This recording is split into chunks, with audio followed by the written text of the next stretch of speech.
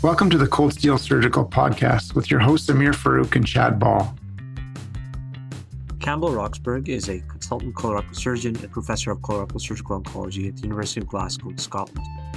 Mr. Roxburgh is a multi-faceted researcher, surgeon, and academic. He has a large body of research in systemic inflammation and tumor response, as well as a whole host of other things, including clinical trials. We were lucky enough to have him join us at Queen's University for a week. In this talk, which he gave to the General Surgery Division, he talked about the development of robotic surgery in Scotland.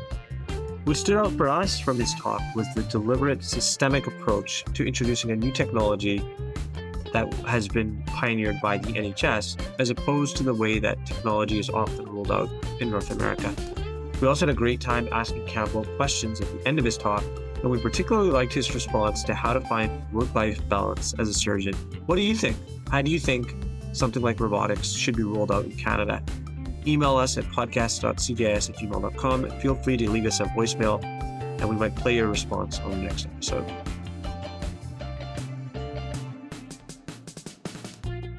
To share some of our kind of experience with robotic-assisted surgery.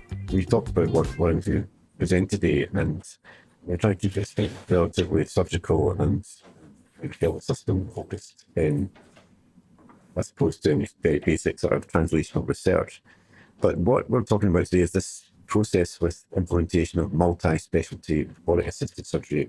I'm going to keep calling it RAS. So it's not KRAS or anything else, it's RAS. So Scotland is this small, compared to Canada, Scotland's a very small country in the North Atlantic. We have a population of only 5.5 million, and we have, the way our health system works, we have a devolved National Health Service, which is run by the Scottish Government. So we are part of the UK, and the UK government oversees various big governmental processes, but our health service is devolved. That is, the budget is completely managed by the Scottish Government.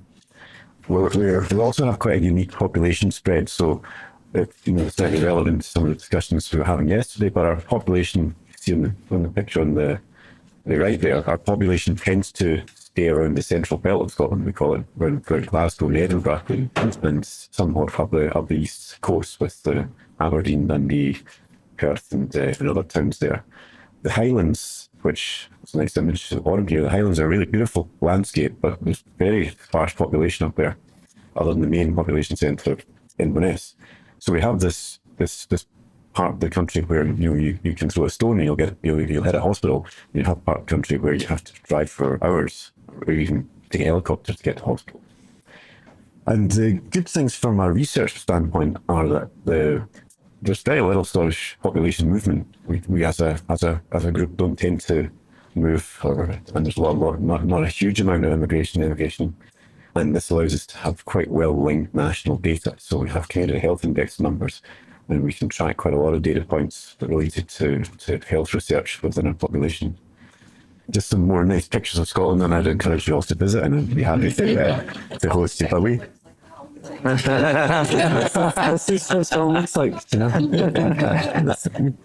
ignore the weather. So we're talking about robotic-assisted surgery. I presume everyone knows what robotic-assisted surgery is. Yeah, and these are some images from Memorial Sloan Kettering, where I trained just after Sunil and learned all about robotics and the benefits of robotics. And so when I was there, a lot of robotic procedures, I went to MSK thinking I was going to learn about minimally invasive surgery and come back more skilled in laparoscopic surgery, but we had gone completely towards robotics.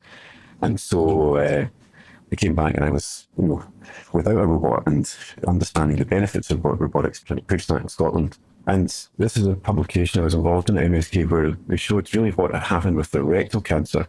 So they introduced robotics sort of on an ad hoc basis, and over a kind of 6-year period, they transitioned the whole volume of rectal cancers towards robotics, well, up to 80%. And at the same time, there was the challenge was there's lots of other changes happening at the same time, the ERAS, etc. But they had a big reduction in the complications of surgical site infections, etc. And the most obvious change was this move towards robotics, which delivered a more consistent minimally invasive approach. This is just a quick video I showed just to kind of highlight what robotics delivers. It delivers this dexterous, fine movements in the dark places down in the pelvis, and you're able to You've your adjusted instruments, you've got a static operator controlled viewer, you've got 3D visualization. All these things make it easier to do minimally invasive surgery. And so robotic surgery is about making minimally invasive surgery easier and more reproducible and more reliable. And you still need to be able to do the operations, but it really is a bit of a leveler in that it makes it more of a robust procedure. And once people train in robotics or experience the type of control you get with the robot, we don't tend to go back. People don't tend to gravitate back towards conventional laparoscopic surgery, which by comparison is much more technically demanding and challenging. Is that fair enough? If you would agree.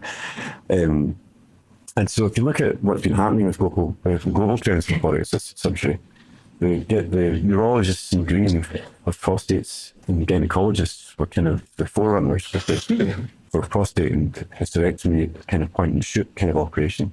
The general surgeons took a bit longer to sort of pick up the pace because we were tending to work in multiple quadrants. And it's only with the ladder technology from the XI, the X, to the SI, that the multiple quadrant operating became a lot more straightforward. And so this thing's updated, but the growth has been exponential, and it's been predominantly driven by the US and some parts of Asia. But in Europe now we're kind of catching up, and every year there are more and more sites establishing robotics. And so when I came back from the MSK, we were sitting in a culture where various people around the country were interested in developing robotics. There was different colorectal surgeons, there were different gynecologists, there were head and neck surgeons, all putting forward the case for their own programs and their own benefits. And it became apparent that because we're quite a small country and because we had these kind of disparate groups wanting to develop robotics, there was a real kind of need to look at this from a system level and try to bring in robotics in a kind of safe and staged fashion. So if you look back to where we were in 2019, it wasn't difficult to make the case that our minimally invasive rates needed improving. And if you look at the whole country for colon and rectal resection, we were pretty poor. About 29-30, so about a third of our volume was performed by a laparoscopic approach. Most of our operating was still performed with an open approach. And these figures are quite surprising, and there might be some coding issues, but I think that this reflects the reality of the spread of our cancer work across the country. There are some hospitals who are just not interested in minimally invasive surgery. There are some hospitals doing very well, but that's not reflected in these figures. But if you look at the national, this is the England and Wales data. If you look at the approaches for colorectal resections, the light green is where we are in the UK, really, in terms of open surgery. So the open volume's only recently started to sort of shrink away from about kind of 45-50%. And you'll see that there's an emergence of robotics now sort of trying to shrink that open volume. So this is what's happening in England and Wales. We had this interesting drop here during the COVID pandemic where people were saying that we could aerosolize COVID virus. I don't know if you guys had a similar thing here, but we moved away from laparoscopic surgery for a small period. So we're not doing well. People would say we need to be kind of 80-90% for MIS approaches. This is pretty poor, and it's only recently we're trying to kind of move towards setting some targets that we need to get to, because there is level 1 evidence that minimally invasive colorectal cancer surgery is the way to go versus open surgery and to actually reducing complications. And then if you look at where we were in Scotland in 2019, if you look around the number of robots that we had in the country, all of our robots were pretty much there for prostate surgery. We had one robot used for thoracics.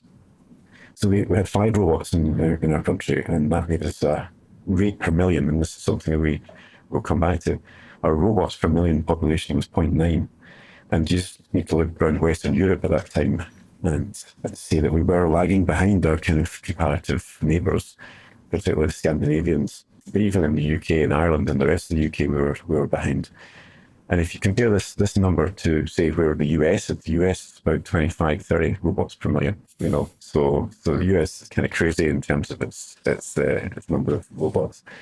So these are public health systems in Europe, and this is where we were in 2019. So all those numbers have increased by now. But this was us building the case for the fact that, if we were to take a nationalised approach to this, we should probably look around. And there were people like me going, look, I want to do robotics. And if we want to retain or recruit staff to Scotland who want to perform robotic surgery, we're not going to be able to do that unless we make some strategic investments. So there was a national planning short life working group that was initiated. People were pointing out that we were below other developed countries for robotics. There's high rates of ongoing open surgery despite the apparent widespread availability of lap surgery. We'd already delivered a very successful rollout for prostate cancer surgery for robotics. Many sites had this interest in developing robotics on a kind of ad hoc. So there was a fear that there was going to be developing inequity, and you'd have a kind of postcode lottery. If you were in one part of the country, you could have your robotic anterior resection, and the other side you get an open anterior resection. So there was a kind of need to kind of look at this. But there are other benefits to robotics. It certainly helps you drive standardisation. It drives high quality audit, because if your cost of your cancer surgery is increasing, you definitely need to have a hold of that. And it allows you to sort of set standards and focus volume on high performing teams. And this is something that some others in the UK talked about their own regions or parts of the UK developing strategic robotic assisted surgery programs. And there's a real need for a kind of oversight, strategic oversight, which would make sure that these systems were deployed and they were used, and we're getting bang for the buck. And the phrase that they used in meetings was, you need to sweat these assets. These are government, national assets. They need to be put to use for the benefit of the population. So that was the phrase. And so this is the sort of initial document that was put together, the vision, strategic aim, objectives, etc. And this was, we're blowing our own trumpet here to say this was a global first in terms of our government-led, approach to robotics. We agreed on these sort of main goals at the bottom here. So establishing agreed surgical expansion areas for robotics, phases of expansion, deciding on training model for Scotland to ensure sustainability of multidisciplinary workforce, agreeing coding and data sets to monitor RAS and measure success and support innovation, etc. And establish a finance framework and a rolling procurement model for expansion. And so the rolling procurement model is interesting because if you speak to people involved in national procurement, they're used to buying things like CT scanners and MRI scanners and big ticket pieces of equipment and saying, you're negotiating with companies for 5 MRI scanners every 10 years. So there's a precedent for this kind of interaction where you're buying in bulk. And that was quite helpful to go through this process, because you got an appreciation of how these guys negotiate service contracts or negotiate the different tariffs for how you implement work. So there's definitely a benefit to moving away from a single institution, robotic purchasing model to purchasing at kind of a national framework level. And it also allows these guys in procurement to say, well, we've bought this many robots. We can then sort of have foresight into the fact that these robots need re-procured in a set time, and it takes the risk away from individual hospitals and moves it towards this is just national infrastructure. And so that was really interesting to see how that sort of system moved and worked. So this was our main aim, was really to support a model shift in more minimally invasive surgery by using RAS. So it's about increasing the rates of minimally invasive surgery and improving the process. And this is our network. I won't get into it, but I chaired this group at the bottom here, the clinical reference group for robotic assisted surgery, and had interactions with the oversight groups and the National Planning Board through this process. And back in 2020, you sat there thinking, yeah, this is all very nice. It's going to cost a lot of money. When's this ever going to happen? And we nonetheless, we sort of went through this process, and we looked at identifying areas for robotic assisted surgery expansion. And we chose back then to identify specific areas where we had an evidence base that robotics led to benefit, and that there was already established training pathways and established processes. So this was really, continued progression in neurology. So cystectomy, there was about to be a phase 3 trial published showing the benefits of robotic cystectomy versus other approaches, and continued progression in thoracics. But the moves that I wanted to make were into gynecology called oncology. So it's basically saying that all hysterectomies should be moved towards, for endometrial cancer, should be moved towards RAS, colorectal and left-sided rectal procedures. So in rectal cancers should be moved towards RAS, head and neck surgery, so transoral robotic surgery. And then the phase 2, which was the plan at the outset, was to sort of change through other procedures, additional colorectal, HPV, FGI, and then in the longer term. And so we're sitting in 2020, working up this plan, and these documents were going back and forth.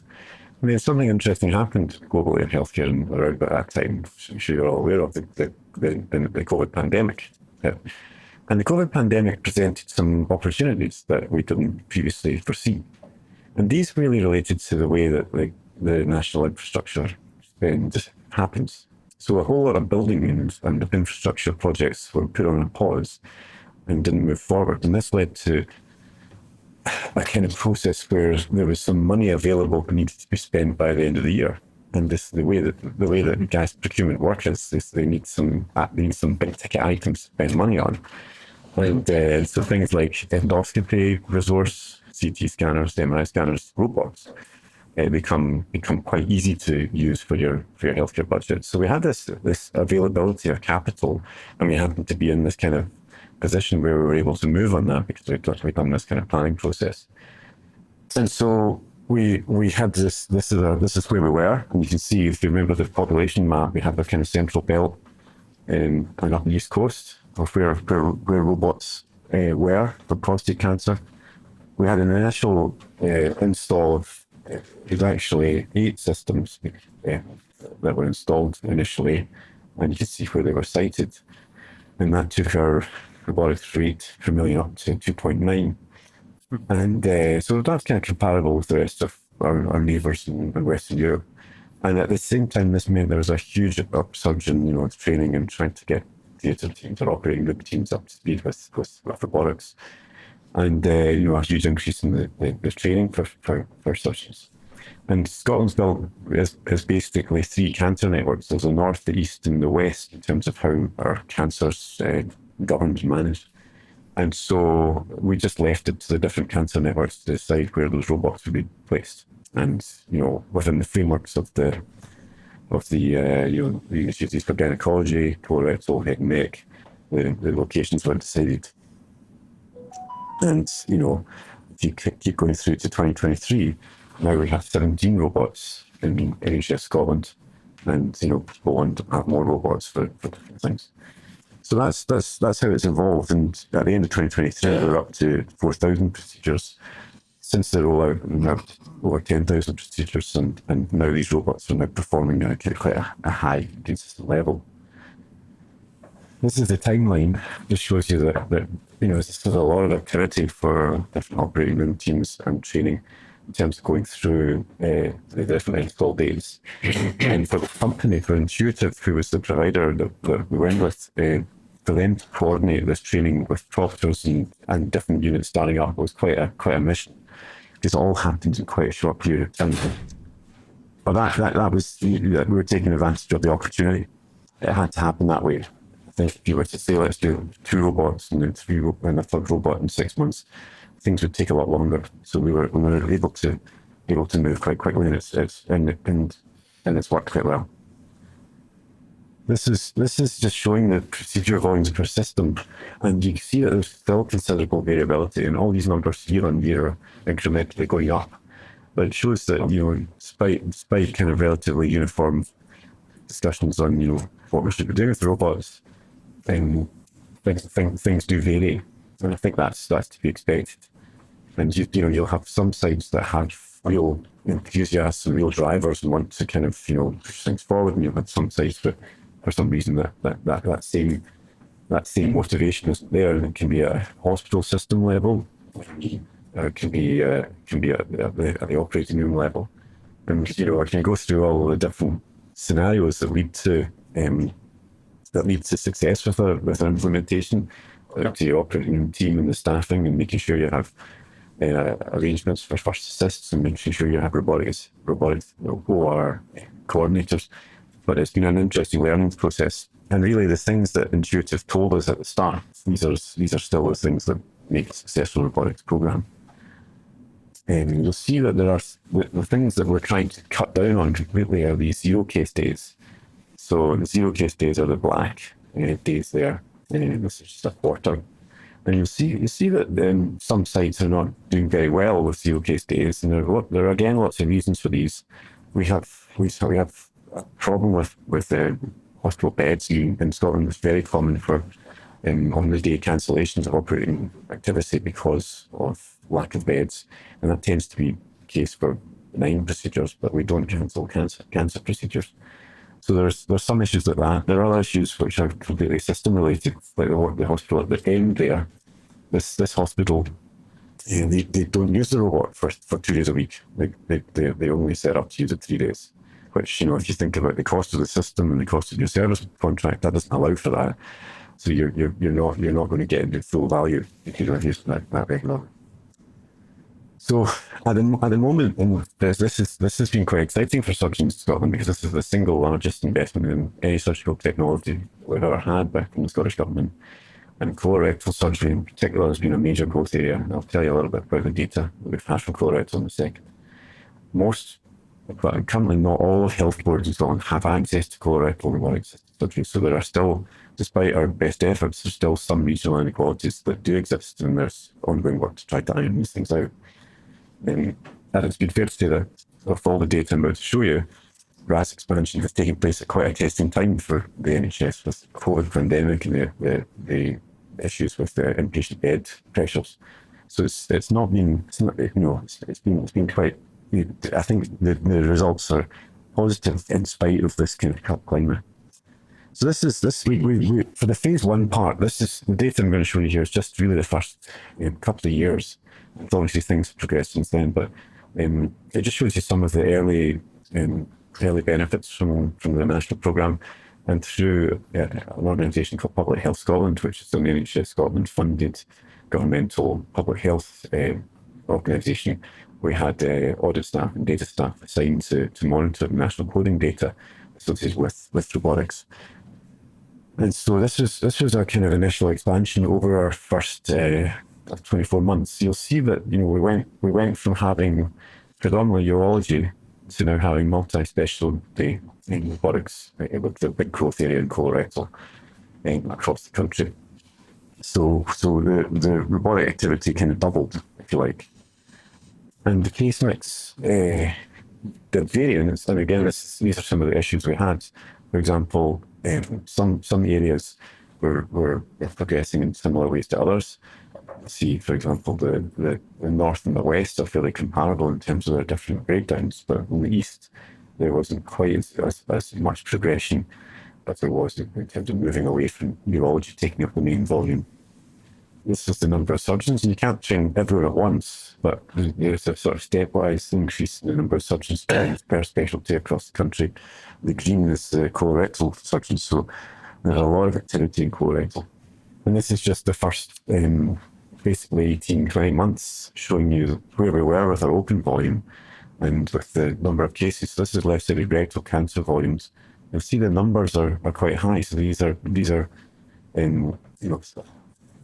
1,000 cases each block of these this bar chart shows. So you'll see that by the end of 2022, with some move towards robotics, we had taken up over a third of the rectal cancer volume had moved towards robotics. There was still some open surgery taking place, but that's to be expected as this growth should increase. And we'd shifted the dial in terms of our number of open surgeries had reduced. And you can do a quick back of we call it in the UK back of a fag packet calculation to work out the bed days saved, etc. And another way of looking at this is looking at the length of stay. So this is mean length of stay, and looking at the difference between robotics, lap, and open, and showing that our robotics outperforms our lap and our open. And this is in quite a large number of cases and it's mean because you'll be skewed by outliers. But those numbers are in terms of mean length of stay, was a day shorter than our laparoscopic surgery. So we were quite encouraged with this, but obviously this is hugely biased by selection because you're just starting to do the easy cases, I guess. Another way of looking at this is saying, let's take all of our left-sided and rectal resections that we do and look at the length of stay over time and thankfully this has reduced, and it's reduced by a day in terms of over this time period. So, so there's a day less in terms of our 1,000 patients, so that's 1,000 bed days if you want to do the back of the bracket thing, but just when you've only got a third of the volume overtaken by robotics. So progress has started to come through at that stage. And more recently, this is kind of how it's gone with left-sided and rectal resection. So up until the start of 2024, you see that there was this initial increase in the orange is robotics, black is the blue, and open is grey. But it has kind of plateaued, and it's probably plateaued because we need to kind of get back out there and improve on the messaging and improve on the need to move these procedure volumes towards robotics. One thing that I think happens is that you have different surgeons get access to the robot and then don't necessarily stick to the message, and they'll be doing lots of other procedures that are not necessarily your rectal resections or your anterior resections. So although the volumes look good, we've not done that procedure volume shift to this as successful degree as you might like. There are others that work better. So this is the endometrial cancer hysterectomy. We'll see that that's gone. We had quite high rates of open surgery until 2021, 80% in 1 quarter open surgery. So we've really managed to shrink the open surgery volume for endometrial cancer hysterectomy. And our gynecologists are able to do the sort of fancy lymph node dissections and central lymph node dissections that were required by the robot now. So the skill levels have improved as quality improved. And this is prostate cancer. So just to say, we were pretty good with prostate cancer, but we've now completely moved to 100% prostate cancer performed by a robotic approach. So these are here to stay. Prostate cancer is a no-brainer. It turns what was a very morbid operation into a kind of 23-hour bed stay. People go home very quickly. Functional outcomes are good. So to conclude this section, this is I would say, but I think it's an impressive adoption of multi-specialty robotics during quite a challenging period for the NHS. There's going to be a learning curve effect that must exist during this time. We've seen some evidence of volume transition towards robotics, but we've seen early realization benefits. There's a lot more work to do, and it's an ongoing part. And, one of the things I'm going to do later today is we've got a call to talk about the ongoing audit of robotics and specific data points we need to be collecting for different specialties to make sure that we're hitting the targets. And it's the thing to also mention is that there's this kind of overarching structure, but individual health boards or institutions are able to kind of make decisions on what they do themselves. So if someone wants to do a lot of hernia surgery or gallbladder surgery with a robot, and their board thinks that off as a reasonable thing to do, they can do that. There's not a kind of dictatorship here. But the main thing we want to do is focus on those procedures. As I said to you, the national approach is really beneficial because it allows this data collection. You can highlight areas of success, areas for improvement. You can compare directly the costs of different programs. Centralised procurement process was very interesting to be involved in, and it's definitely the way to go with these kind of big ticket items, particularly if you're buying with another group of institutions. And yeah, I'll leave that there. So this is our own story. So this is my hospital, Glasgow Royal, and this is what we've been doing with robotics since we got our single robot in 2021. So we're quite pleased with our programme. We've been on the news, reporting Scotland's famous, you'll miss this, Katrina, from your time, but it's the main news on the BBC in Scotland. So we've been on the news a few times. We've contributed to our patients. This is a typical Glasgow Royal Infirmary patient. We've contributed to Great Borough Cancer UK, and you can check these videos on YouTube. With the patients particularly have been very engaged and want to tell their story. And we've had these various ministerial visits to the hospital to talk about the success of the programme. So I showed you that curve of what happened in MSK when they gradually introduced robotics. So this is our comparative curve from Glasgow Royal. So this is published by one of our research fellows, Abby Ingham, just this last year. And we got the robot in 2020-21, and for our left-sided rectal procedures, we transitioned pretty much immediately all our volume towards robotics. So now this is the way it's performed in our institution. And we've got all our data. I won't bore you with all the numbers here, but essentially, from a large perspective, we maintain database going back to 2008, where we've got collected data on our open surgery, our lap surgery, and our robotics. After the first 172 robotic cases, we were able to compare how this performed to the previous surgeries. Now, there's going to be time bias, and there's going to be change in practice, CRAS, etc., that might have altered things over this time. But in general, robotics is outperforming the previous approaches in terms of reducing length of stay, reducing rates of conversion, reducing Euclidean dindo complication rates, surgical site infections, low comparable with lap, reducing blood transfusion. One thing that we did appreciate, and I don't know how it is here, but we CT scan quite a lot of people post-operatively, and we chart the C-reactive protein levels and have a very low threshold based on CRP for ordering CT scans. We with open surgery, 41% of the time we're ordering a CT scan after a rectal resection. And you don't add that into the cost mix. A CT scan costs maybe £1,000, £1,500. It's an expensive business. With lap, it is still 27, but it really dropped down to 16% with robotics. There's some reasons for that I'll get into. Our readmission rates were lower, return to theatre lower, the anastomotic leak rate was down. So we felt that things had got better. The reason I think that we request less CT scans is that if you look at the CRP profiles, these are shallower with robotics versus lap versus open for your all left-sided rectal resections are high anteriors and your low anteriors. So we think there's a lower post-op inflammatory stress response with robotics, and that probably makes people feel better. They get up and move around quicker. And just as we were talking yesterday, it might relate to the less traction on the abdominal wall, the variety of different proposed reasons. It's also been suggested that because you're using a smoke evacuator air seal strategy, you can reduce the pneumoperitoneum and you can operate with a low pressure pneumoperitoneum easier than you used to.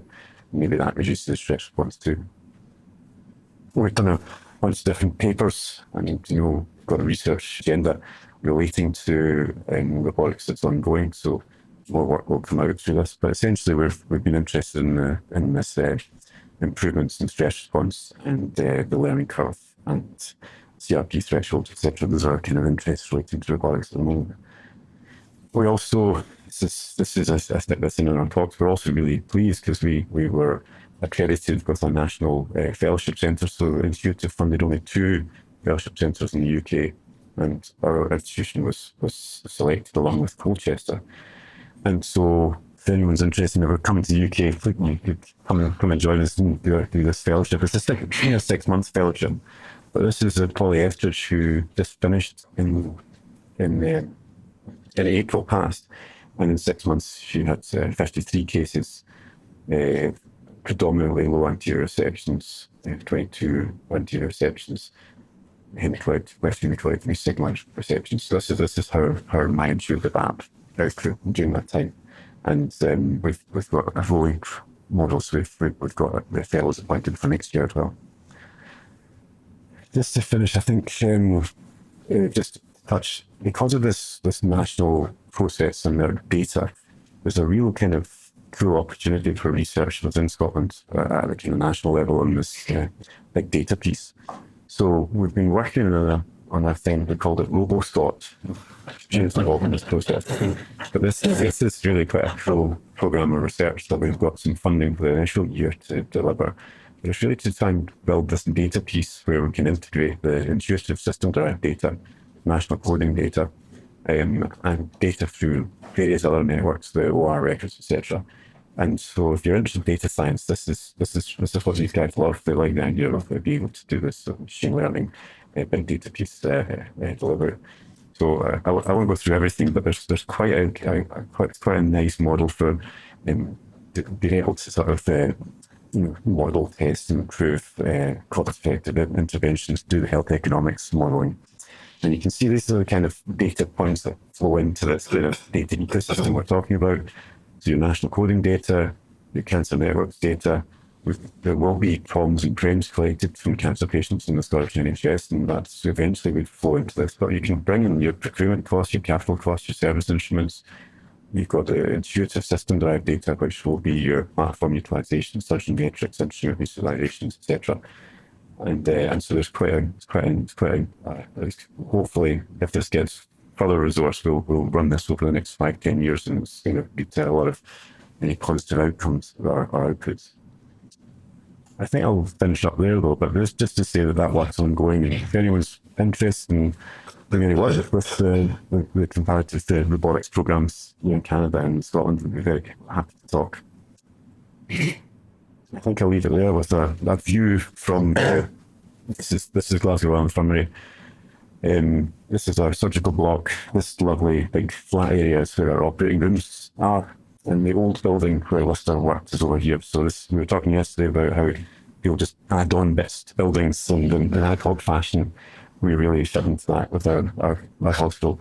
And this is Mungo Cathedral, which is a famous old cathedral in Glasgow. And this is the necropolis, they call it. This is a famous graveyard that overlooks the city. But please come and visit us. Thank you.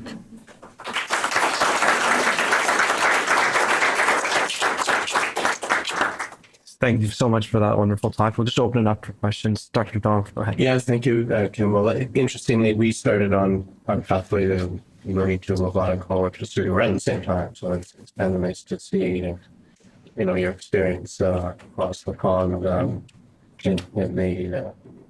the success you've had. So congratulations on that. What I'm interested in hearing, though, a little bit about is that the introduction of robotic-assisted surgery in an academic center. So you're training new surgeons. Surgeons are now developing their skill set sort of on the fly, I assume, and moving away from the invasive laparoscopic surgery or open surgery now to this robotic surgery, which is potentially just one surgeon sitting on a console. How is that accepted, and how did that impact your training program for surgeons in Scotland? Well, that's the big question, and people always highlight this. And it happened similarly with laparoscopic surgery. There was an impact of laparoscopic surgery on the immediate trainees at that time period. But I think we, in my hospital, we're through that now. We're through this intense learning phase for the attendings who go on the robotics, and now all our cases are now kind of training teaching cases for the fellows for the comparative grades. So that's worked well in my hospital, which is an academic institution, but for other hospitals it's not quite like that. And there's definitely still an issue with access of trainees to those opportunities. There's a very kind of strict, each board or health board have designed their criteria for how robotic surgeons are accredited or trained. So most of the time people need to go through the kind of intuitive training pathway. They need to go through a minimum number of kind of proctored cases. They need to do a certain number of courses and the hours in the console, etc. So there are some quite tight guidelines around that. It's quite difficult for someone to just say, I'm going to do this today, walk in and try something. That would be a kind of red flag issue that would be picked up by all the groups. So yeah, I think we're coming out of that, but I think that's just how surgery is until the next thing that comes along that people then need to pick up and train. And then it always works with consultants that attendings going first, training to get it.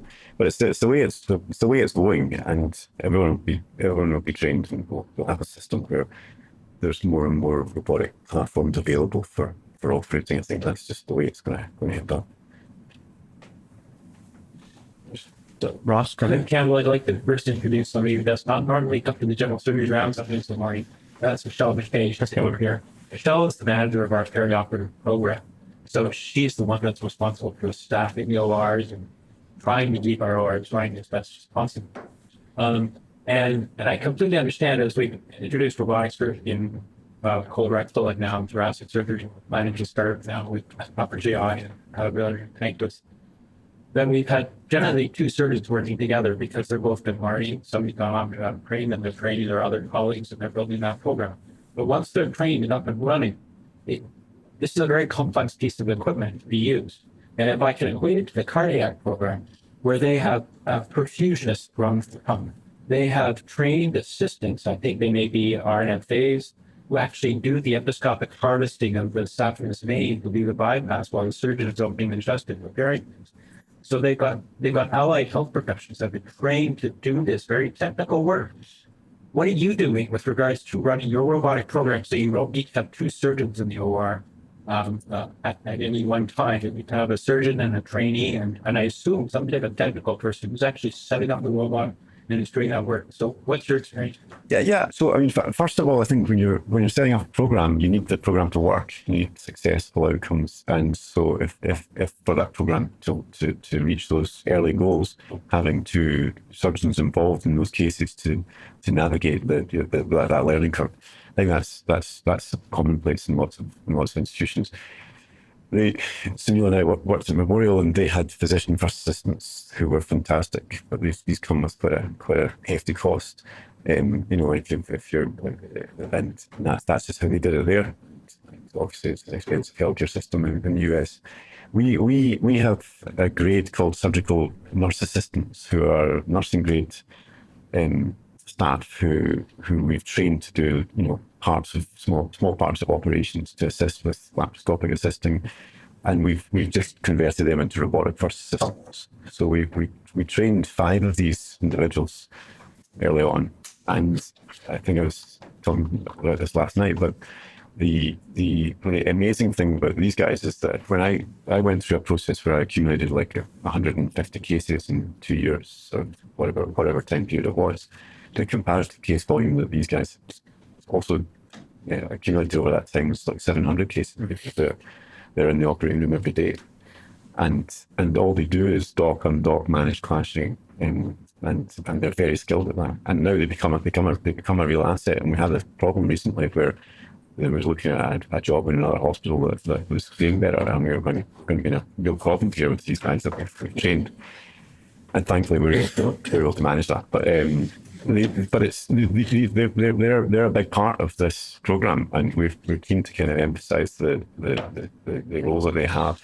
And if I go around Scotland to other places and you see programs that are not performing well, and it's often because they've not taken steps to have that regular first assistance tied up. In some places you'll have very junior residents who've never seen a robot doing your cases at the bedside. And if you're in the console on your own, trying to do something quite difficult, you don't need that extra layer of agitation in terms of trying to deal with someone who can't put an instrument through a port.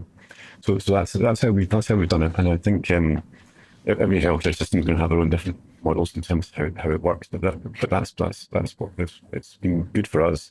And we try and keep these guys involved in ongoing education and training, and making sure they have feel a bit of ownership with the whole program. Thanks very much. So Michelle, I think it's a really important issue. Now that we're about to embark on a receptive robot, the volume's going down. We have services like Robotic that don't have regular residents to assist them in drugs and concerns. So I really think Boston has to look into helping this technical, so support person in the OR, but supporting not only the cardiac program. Procedure will take less time with regular first assistance. That makes them more efficient. Please go ahead. Thanks very much for that. I enjoyed it. I have a question about adopting a total practice approach versus being more selective in utilization of robotic assisted surgery. So certain institutions will do everything robotically. Others are more selective, perhaps, obese patients or whatnot, use that as a selection criteria. One could argue that there are certain procedures that really don't need to be done robotically. It just, from a cost standpoint, it probably doesn't make sense. So how do you reconcile, the argument for a total practice approach where you're doing everything robotically versus being more selective and then perhaps accepting like a little bit of a lower case volume?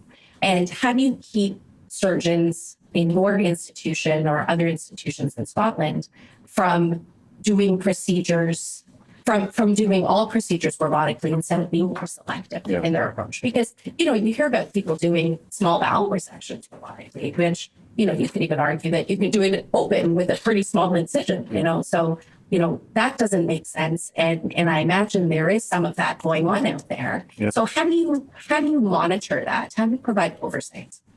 Yeah, so I mean, a couple of things. Yeah, I think the total practice approach is a little bit of a gimmick that you see people talking about, that says we do everything, from our gallbladders to our small unilateral bowel hernias, and you go, well, that's fine. If your institution is willing to resource that and see that as a benefit, that's fine. I think my take is that you should be using a robot for something that's beneficial. So where there's an evidence base, where there's a developed line of evidence that suggests that it benefits versus that. That's the reason for it. Sometimes the costs are not that different. If you think about once you've spent the money to buy the robot and pay the service contract, that money spent is gone. And then it's just the recurring consumables for your instruments. And sometimes the costs are very comparable with some laparoscopic things, particularly if you're using an energy device or a laparoscopic stapler. So there's some areas that there's not much difference.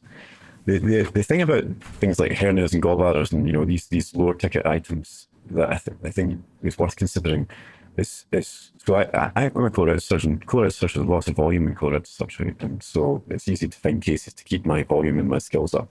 But if I was an HPB surgeon and I wanted to do distal pancreatectomies or single quadrant liver resections or something like that, those cases don't go on trains. They don't come around several times a week.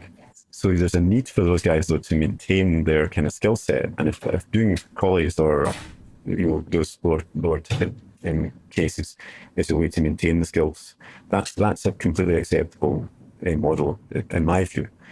And that's often the case. If you look at those sites where there's robotic HPB cases, there's a kind of line of sight in that they need to maintain skills and volume.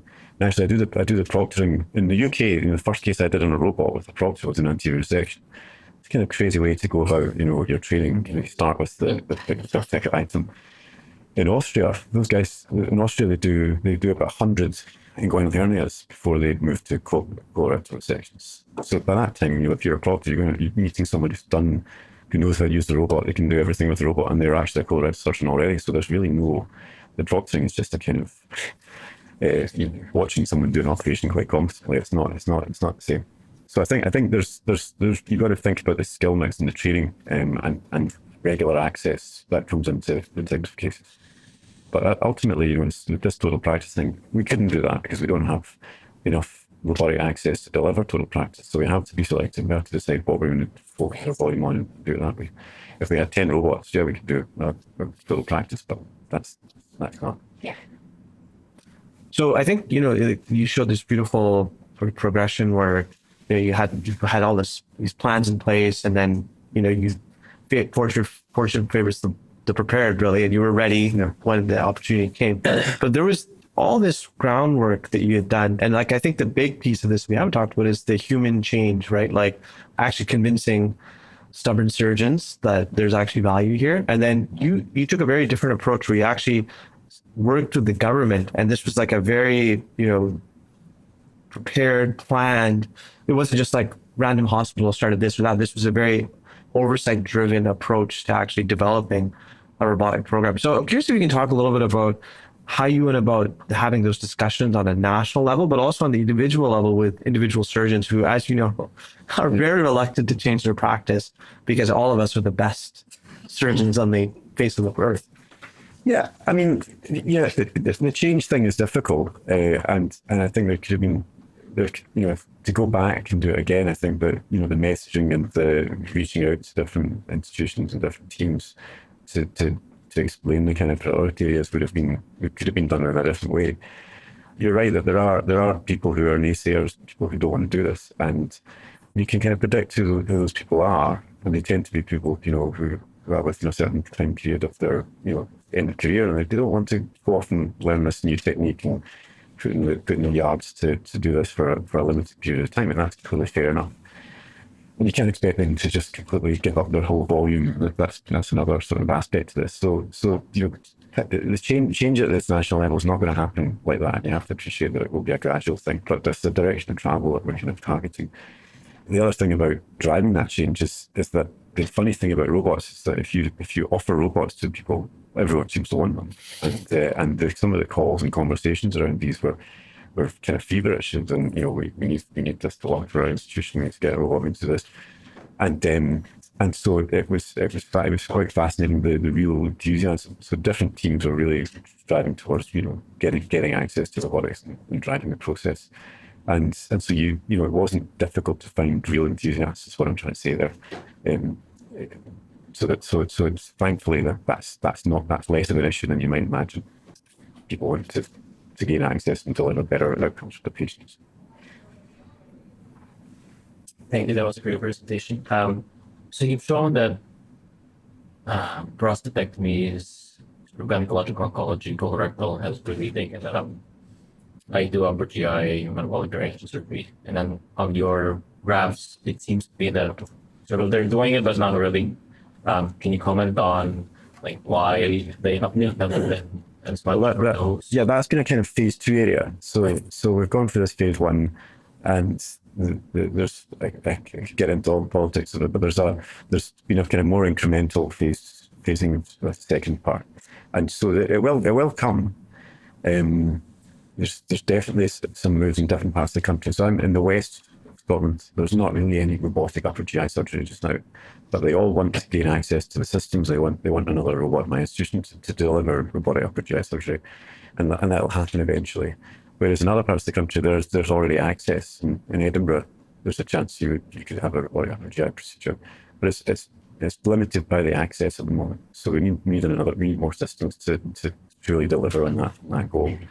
Which I think it's the obvious next move is robotic upper GI surgery. Esophagectomy, cancer work has an evidence base, but as you see, the metabolic surgery it's also quite there's an emerging evidence base there. So yes, I think it's just next in line basically. My answer. And then the follow-up question is: so you talked about all the successes. Can you comment on what we won't call them failures, but we'll say struggles. That's great to do this at a national level. Yeah, so you can imagine different personalities, groups, institutions, just being rigid and fixed and not making their system work as well as it could. In my institution, we made a call pretty early on, even in advance of the system coming, that the surgeons that would perform rectal surgery would be these surgeons, and they would have to be flexible about their operating dates. So they changed kind of their working plans to accommodate them. Where you've had problems is where there's been inflexibility and, trying to put square pegs into round holes and things like that. So I think that all irons out over time, but it just takes time. And so some sites have come up with very odd kind of job plans for surgeons with limited access to systems, accessing a robot every 2 or 3 weeks. That's not a way to build volume and confidence in a system. You need definitely designated weekly volume. And then once you get to the stage when you've done X number of cases, you can step back and have a less active weekly schedule. But it's definitely for that learning curve, you need to go through a period where you're getting regular access. And if that doesn't happen for reasons, institutional reasons or personal reasons or other things, then it really slows down the adoption. It's really, it doesn't help if you've got someone who's got a very long, slow learning curve due to access issues. Everything takes as long. Their outcomes don't completely improve very quickly. They have complications, and then you're sitting back to, well, I can see why this happens. We didn't support them through a rapid learning curve, which is what's needed to get people up to speed. Well, I'll take the liberty of asking one question. We're sitting in a room full of residents. I mean, we haven't even talked about some of your other research interests. Like, you've done all this amazing work on inflammation and tumor microenvironments, like really hardcore, basic science stuff. You've done all this work on a national level. Your side hustle is that you're actually a surgeon as well, and you actually operate. So what sort of advice do you have for trainees who want to have sort of the rich career that you have in terms of managing and balancing all these different aspects of your life? Yeah, I mean, so you go to any interview for any position, and they'll say, how do you balance your big things? And I don't think there's just an answer there, is there? It's a joke to say that you can balance. You just have to do the work. You just have to do that work in the evenings on your laptop.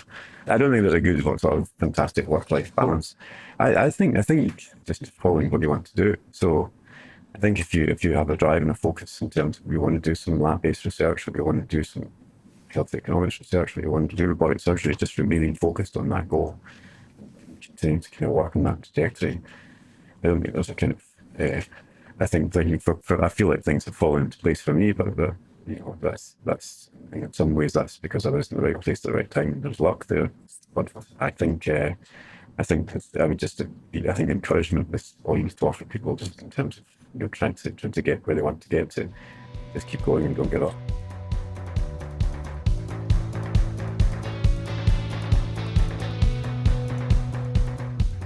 You've been listening to Cold Steel, the official podcast of the Canadian Journal of Surgery. If you have comments or questions, please email us at podcast.cjs@gmail.com. Thanks for listening.